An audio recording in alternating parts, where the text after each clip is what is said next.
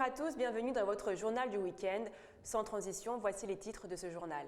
Xi Jinping et Emmanuel Macron ont eu une conversation téléphonique. Les deux chefs d'État souhaitent accroître la coopération sino-française. La Chine approuve deux nouveaux vaccins pour un usage public. L'un est fabriqué par la société CanSino Biologics, l'autre par une filiale de Sinopharm. Baisse record de la taxe globale sur les marchandises importées en Chine. Le taux d'imposition a été réduit d'un quart depuis 2016. Le tourisme devrait reprendre massivement en 2021 en Chine. 4,1 milliards de voyages seront effectués selon un rapport publié par la China Tourism Academy. Et pour terminer ce journal, nous partirons dans le froid de Mongolie intérieure à la rencontre de loups et d'un nageur de 75 ans. Xi Jinping et Emmanuel Macron se sont entretenus par téléphone jeudi. Les deux chefs d'État ont discuté des relations économiques franco-chinoises et de la Birmanie, selon des comptes rendus publiés ce vendredi 26 février par les deux pays. L'accent a été mis sur le développement de la coopération sino-française, comme nous vous l'expliquons dans ce reportage. Emmanuel Macron et Xi Jinping ont discuté des relations économiques franco-chinoises et de la Birmanie, selon des comptes rendus publiés ce vendredi par les deux pays. À cette occasion, le président chinois Xi Jinping a suggéré que la Chine et la France encouragent activement des progrès continus dans des domaines de coopération pragmatiques tels que l'énergie, l'aviation et les produits agroalimentaires, tout en développant de nouveaux moteurs de la coopération bilatérale. Les deux chefs d'État ont aussi échangé des vœux à l'occasion de la fête du printemps du Nouvel An lunaire chinois, adressant chacun les meilleurs vœux à la population de l'autre pays. Xi Jinping a également souligné que la Chine pensait qu'une Europe plus forte serait propice à la paix, à la stabilité, au développement d'un monde multipolaire et au renforcement de la coopération entre les deux grandes forces que sont la Chine et l'Union européenne, ce qui leur permettra de relever conjointement divers défis mondiaux. De son côté, le président français Emmanuel Macron espère que l'Union européenne et la Chine déploieront des efforts conjoints pour que l'accord d'investissement Union européenne-Chine entre en vigueur dans les plus brefs délais. La France apprécie les contributions positives que la Chine apporte à la coopération internationale contre la pandémie, en aidant notamment d'autres pays à obtenir plus rapidement des vaccins contre le Covid-19, a-t-il déclaré, ajoutant qu'il espérait renforcer la coopération avec la Chine dans ce domaine dans les prochaines semaines. Le président chinois a félicité cette semaine les acteurs ayant participé à réduire la pauvreté dans le pays le plus peuplé du monde. Retour sur ce grand rassemblement organisé à Beijing. La Chine a récompensé jeudi des individus exemplaires pour leur engagement dans la lutte contre la pauvreté. Le président chinois Xi Jinping a participé à la cérémonie de remise des prix pour décerner les titres honorifiques et a prononcé un discours au Grand Palais du Peuple à Beijing. Outre ces modèles, des équipes se sont également vues attribuer le prix pour leur dévouement et leur contribution à cette grande cause. En effet, la Chine a réussi à sortir 750 millions de personnes de l'extrême pauvreté grâce aux 40 dernières années de réformes et d'ouverture, contribuant pour plus de 70% à l'objectif de la réduction de la pauvreté dans le monde. Sous le leadership du comité central du Parti communiste chinois, près de 100 millions d'habitants ruraux et 832 districts pauvres à travers le pays ne vivent plus sous le seuil de pauvreté depuis le 18e congrès national du Parti communiste chinois de 2012. Selon les critères de 2020, les habitants dont les revenus annuels sont supérieurs à 4000 yuan, soit environ 615 $ américains, ne sont plus considérés comme étant en situation de pauvreté. L'objectif du gouvernement est d'assurer l'accès des populations pauvres à la nourriture et aux vêtements, à l'éducation obligatoire dès 9 ans, ainsi qu'aux services de santé et à des conditions de meilleure vie. De nouveaux vaccins approuvés par la Chine, c'est ce qu'ont annoncé les autorités sanitaires chinoises jeudi. Ces vaccins, fabriqués par l'entreprise chinoise CanSino Biologics et par une filiale de Sinopharm, ont été reconnus efficaces contre le Covid-19. La Chine a donc désormais donné son feu vert à 4 vaccins développés dans le pays. Les autorités sanitaires chinoises ont annoncé jeudi avoir approuvé 2 nouveaux vaccins fabriqués par des sociétés nationales pour une utilisation publique. Ces vaccins fabriqués par l'entreprise chinoise CanSino Biologics et par une filiale de Sinopharm ont reçu un feu vert conditionnel après avoir été reconnus efficaces contre le Covid-19. C'est ce qu'a déclaré l'administration nationale des produits médicaux. Une autorisation conditionnelle permet de déployer des traitements d'urgence sur le marché dans les cas où les essais cliniques doivent être encore poursuivis, mais indique déjà que ces traitements fonctionneront. L'Institut de produits biologiques de Wuhan, filiale du laboratoire Sinopharm, a assuré que le taux d'efficacité de son vaccin était de 72,51%. Casino Biologics revendique un taux d'efficacité de 65,28% pour son vaccin, 28 jours après la vaccination. La Chine a désormais donné son feu vert à 4 vaccins développés dans le pays. En février, l'autorité chinoise de régulation des médicaments avait donné son autorisation conditionnelle pour la mise sur le marché du vaccin Coronavac de Sinopharm. En décembre, le pays avait approuvé le vaccin mis au point par Sinopharm. L'autorité chinoise des médicaments a souligné jeudi qu'elle demanderait aux 2 fabricants de vaccins de continuer à mener des recherches pertinentes, de remplir les critères de l'autorisation conditionnelle et de soumettre leurs résultats de recherche complémentaires dans les délais prévus. Le taux d'efficacité des vaccins chinois reste inférieur à celui des vaccins concurrents développés par Pfizer, BioNTech et Moderna, dont les taux atteignent respectivement 95 et 94%. La Chine s'est lancée dans une course pour développer des vaccins locaux et le gouvernement s'est fixé pour objectif de vacciner 50 millions de personnes avant la mi-février, avec plus de 40 millions de doses injectées à la date du 9 février.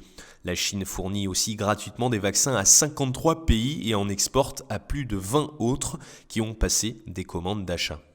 Un point économique maintenant avec une baisse record de la taxe globale sur les marchandises importées en Chine. En effet, le taux d'imposition a été réduit d'un quart depuis 2016 et la mise en place du 13e plan quinquennal. Selon l'administration générale des douanes, le niveau est historiquement bas. Les précisions dans ce sujet. Le taux global d'imposition sur les marchandises importées en Chine a été réduit de plus d'un quart au cours de la période du 13e plan quinquennal de 2016 à 2020, atteignant un niveau historiquement bas. C'est ce qu'a déclaré jeudi l'administration générale des douanes. Le taux global d'imposition est passé de 21,8% à 15,8% pendant la période, marquant un déclin de 27,5%. C'est ce qu'a déclaré Jiang Feng, responsable de l'AGD, ajoutant que l'énorme baisse était due à la réduction significative de la taxe sur la valeur ajoutée, TVA, et des droits de douane par la Chine au cours de la période. Cependant, le montant total des droits de douane et des taxes prélevées, principalement la TVA et la taxe à la consommation sur les marchandises importées, a connu une croissance de 8,7% à 8 990 milliards de yuan, soit environ 1 390 milliards de dollars au cours des 5 dernières années. La croissance indique que la Chine a considérablement augmenté ses importations pendant la période du 13e plan quinquennal. Non, la crise sanitaire n'aura pas raison du tourisme en Chine. En effet, selon un rapport publié lundi par la China Tourism Academy, 4,1 milliards de voyages touristiques intérieurs seront effectués en Chine en 2021, soit une hausse de 42% par rapport à 2020. Les précisions de ce rapport dans ce sujet. 4,1 milliards, c'est le nombre de voyages touristiques intérieurs qui ont été effectués en Chine en 2021, soit une hausse de 42% par rapport à 2020, selon un rapport publié lundi par la China Tourism Academy. La Chine devrait gagner 3,3 billions de yuan, soit environ 511 milliards de dollars américains de revenus du tourisme intérieur en 2020, soit une augmentation de 48% sur un an. Au milieu de l'impact de la pandémie de Covid-19, la Chine a enregistré environ 2,88 milliards de voyages touristiques intérieurs en 2020, une baisse de 52,1% sur une année, selon le ministère de la Culture et du Tourisme. Cependant, le goût pour les voyages est petit à petit revenu au cours du trimestre, pendant les vacances de la fête du printemps chinois qui ont commencé le 11 février et se sont poursuivies jusqu'au 17 février. L'industrie du tourisme a enregistré des chiffres positifs. Le nombre de touristes voyageant vers et depuis les principales destinations touristiques comme le Guangdong, le Henan, le Jiangsu, le Shanghai, Chongqing ou encore Pékin a dépassé ou presque atteint les niveaux observés lors de la fête du printemps 2019. En 2020, les touristes ont exprimé des niveaux de satisfaction plus élevés à l'égard de leur voyage, car davantage d'innovations scientifiques, technologiques et culturelles ont été mises en œuvre pour améliorer la qualité de service des attractions touristiques. Partons maintenant en Mongolie à la rencontre d'un éleveur de loups. Passionné par les animaux depuis son plus jeune âge, il a décidé de consacrer sa vie à la sauvegarde d'animaux sauvages. Regardez.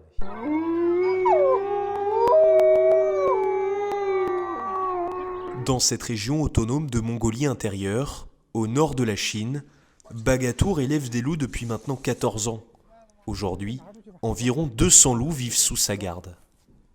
J'adore ça depuis que je suis enfant. Je les élève depuis que je suis adolescent même.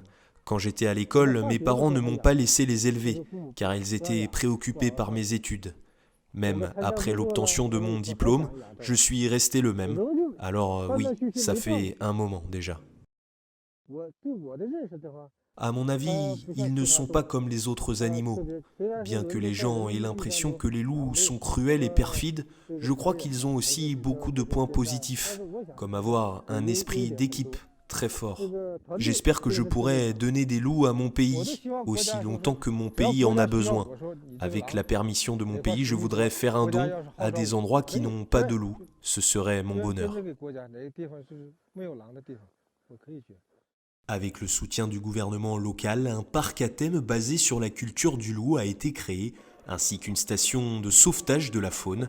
Avec leur amour des animaux depuis des décennies, Bagatour et son fils se sont consacrés à sauver les animaux sauvages et à montrer aux visiteurs la culture unique du loup des prairies de la Mongolie intérieure. Et justement, restons en Mongolie intérieure, dans un des lieux les plus froids de Chine, où les températures atteignent parfois les moins 30 degrés en hiver, à la rencontre de Sod, un nageur de glace âgé de 75 ans.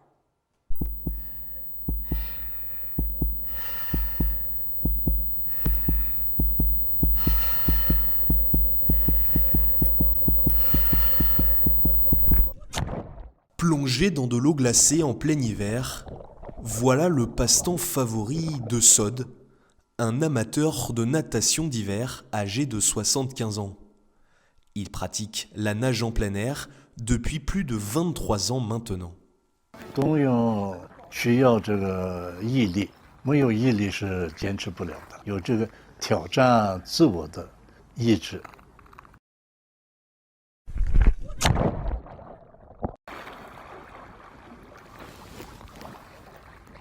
冬泳以后，对心情上、对精神上，也可能是凉水刺激的关系，全身得到一般体育运动给不了的那种兴奋、舒适。好，我自己的感觉，从冬泳以后到现在，还是跟那个50、60岁的那个感觉。办公桌上连续4个小时也不觉得累。 Situé dans la région autonome de Mongolie intérieure, Ulun-Biur est l'un des endroits les plus froids de Chine, avec une température de moins 30 degrés en hiver. Et c'est la fin de notre journal. Merci à tous de nous avoir suivis. Et pour revoir toutes nos émissions, rendez-vous sur le site www.mandarintv.fr ou sur notre chaîne YouTube. Très bon week-end à tous sur Mandarin TV.